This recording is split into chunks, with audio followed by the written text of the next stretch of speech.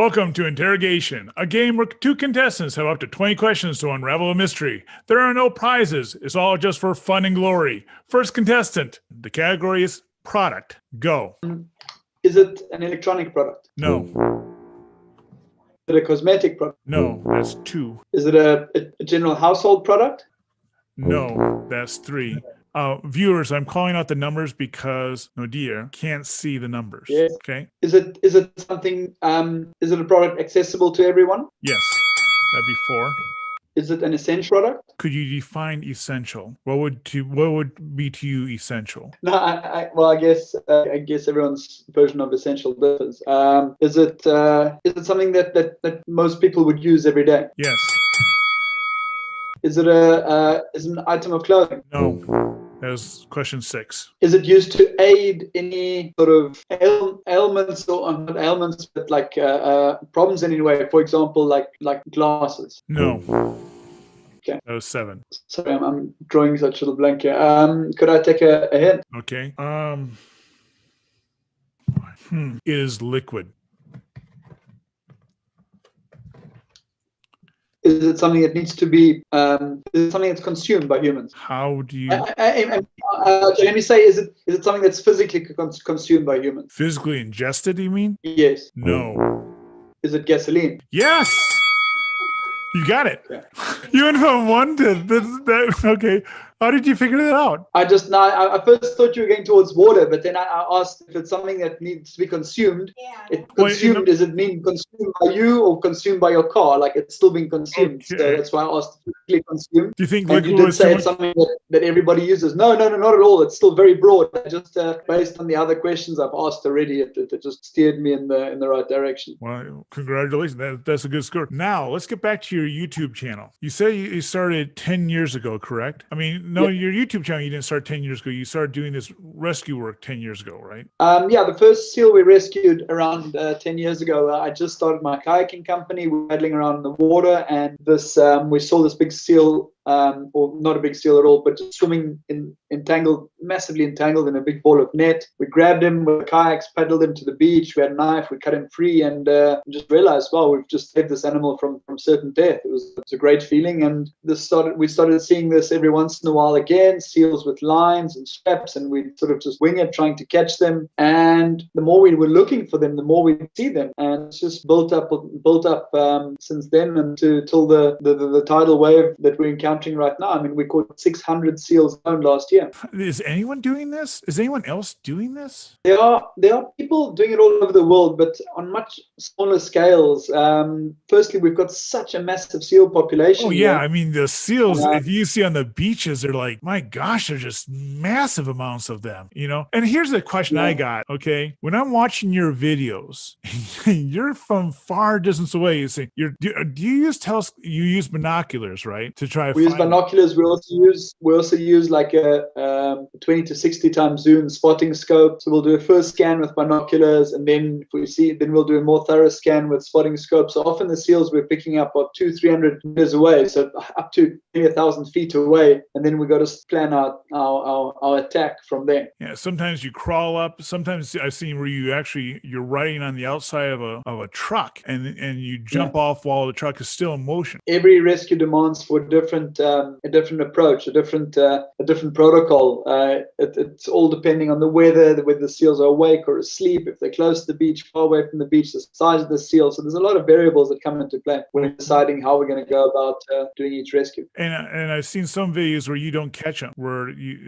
I've seen some videos where you've made like 3 or 4 attempts to try to get them, and then eventually in the video you see your eventual success. How often does that happen? How often do they get away from you? We've been tallying up all our stats at the moment. We've got we're very thorough about statistics, so we're actually on like a 82% attempt to rescue rate. So let's say 18% of them through the fingers, but most of those ones do get caught on another day. Oh, cool. Well, again, folks, this is part of a competition series, a 5-part series. Be sure to subscribe to see the rest of this series. Also, if you're a YouTuber or an author and would like to be a contestant on this show, there's a link to the application form in the description below. We'll see how Rick does after the commercial break. See you soon. Welcome back to Interrogation. Rick, can you tell us something more about your book, please? Rick? You just froze. Okay. Yeah, you froze for us. You seem to be back now. Can you tell us something about your book? Something more about your book? Well, like I said, it is the first in the Hybrid of High Moon series. How many is in that series so far? So far, there's 3, and I'm working on the 4th. Should be out later this year. Here, I see. Just out of curiosity, for the series, is there a is this a kind of a non-ending series, or do you have an arc, a major arc for the series? Now, I'm expecting this one to go about 5 books. So there is an arc I'm following. There might be a few. You froze up again. Sorry, folks. We're just having a little bit of connectivity problems. Come on, Rick. Come on back. Rick, you froze up when you were explaining your story arc. Okay, so let's try again. I might reboot my router next time I go to the waiting room. All right. So this is book 1 of what I'm expecting to be a 5-book series. And so it'll actually conclude at book 5. Yep, it'll conclude in book 5. Although there might be the possibility for sequels down the road, but for now I'm aiming at 5. All right. Well, you ready to play? As ready as I'm gonna get. Okay. Contestant. The category is product. Go. Do you use it in the household? No. Do you use it for transportation? Yes. Is it part of public transportation? Yes. Does it hold a lot of people at once? No. Is it something that can be owned as well? Yes. Is an electric bicycle? No.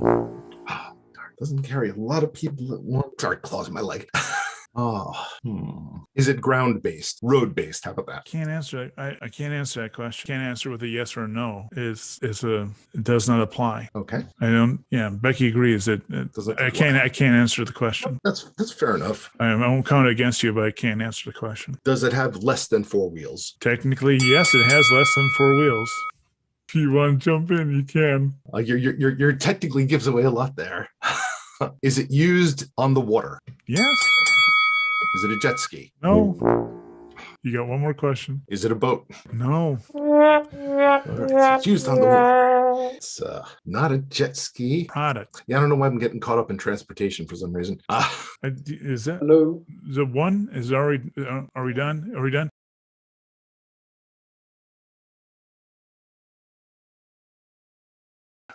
Gasoline. Okay. Yeah, I went down a complete different rabbit hole there. Did I make Nadir? Did I make an error in answering any of the questions? What do you think? I don't think I. No, I don't think you did. I mean, the second you said transportation, my mind went down a rabbit hole and it wasn't coming back. So yeah, well, it is part of transportation because I agree. I just went down one direction, not even thinking the other direction. So well. You're all frozen. Okay, I'm gonna send I'll put him. I need to put Nadir into the waiting room, and I'll bring him right back. Hello. Hello.